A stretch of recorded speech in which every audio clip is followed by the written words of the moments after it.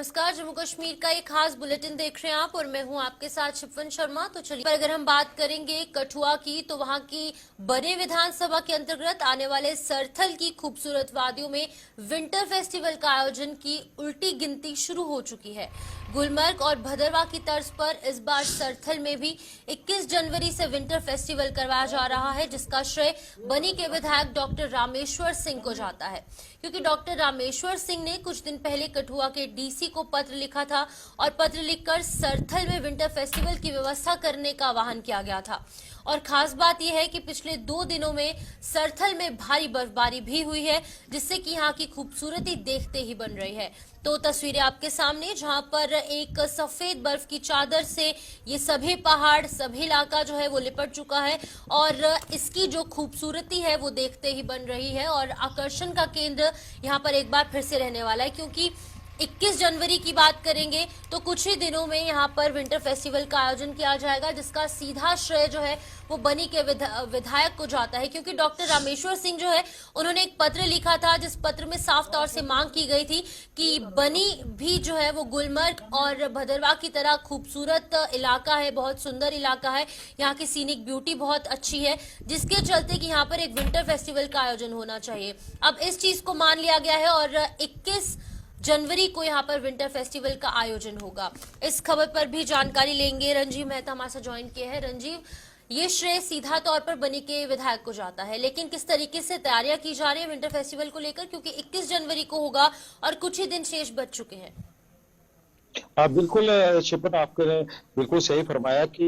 जो बनी में जो विंटर फेस्टिवल था, अब उसका नाम जो है वो स्नो फेस्टिवल के तौर पर जाना जाएगा, क्योंकि यहाँ पर बर्फबारी काफी ज्यादा हो चुकी है। 2-3 दिन पहले बर्फबारी जो पहले की हुई थी वो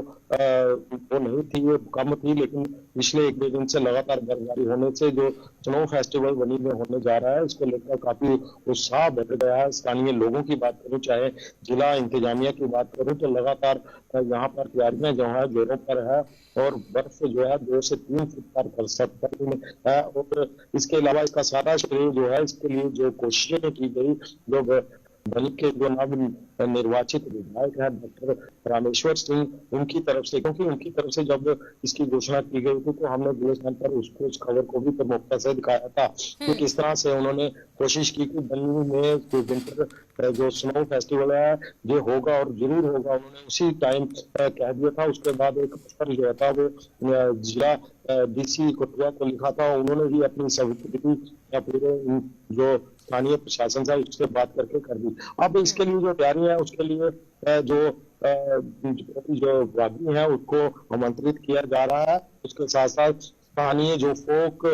कलाकार हैं, जो जितने भी स्थानीय संस्कृति है उसके कलाकारों को भी आमंत्रित किया जा रहा है। उसके साथ साथ अन्य लोगों को भी आमंत्रण भेजा जा रहा है कि आइए, और लोगों को खुला निमंत्रण दिया गया है कि आइए और इस खूबसूरत वादियां जो कठुआ में है, जिनको अभी तक इतना प्रोत्साहन नहीं दिया गया, क्योंकि जिस तरह से ये गुलमर्ग और सोनमर्ग या पहलगाम से किसी भी लिहाज से कम नहीं है ये इलाका, इसको भी विकसित करने की जरूरत है। लेकिन रंजीव, अब सीधे तौर पर अगर हम देखेंगे तो इस विंटर फेस्टिवल के आयोजन से काफी ज्यादा फायदा जो है वो पूरा कठुआ डिस्ट्रिक्ट को होगा, खासतौर पर बनी विधानसभा को, क्योंकि टूरिज्म यहाँ पर बढ़ेगा और क्योंकि लोग जो है वो पत्नी टॉप का रुख करते हैं, गुलमर्ग जाते हैं, कश्मीर घाटी जाते हैं, लेकिन लोगों को यहाँ के बारे में इतनी नॉलेज नहीं है, इतनी जानकारी नहीं है, क्योंकि अब यहाँ पर विंटर फेस्टिवल होगा, स्नो फेस्टिवल होगा, जिससे कि सीधे तौर पर लोगों को फायदा होगा, टूरिज्म बढ़ेगा। और टूरिज्म अगर बढ़ेगा तो लोगों का रोजगार भी जो है वो बढ़ेगा, लोगों के साधन बढ़ेंगे,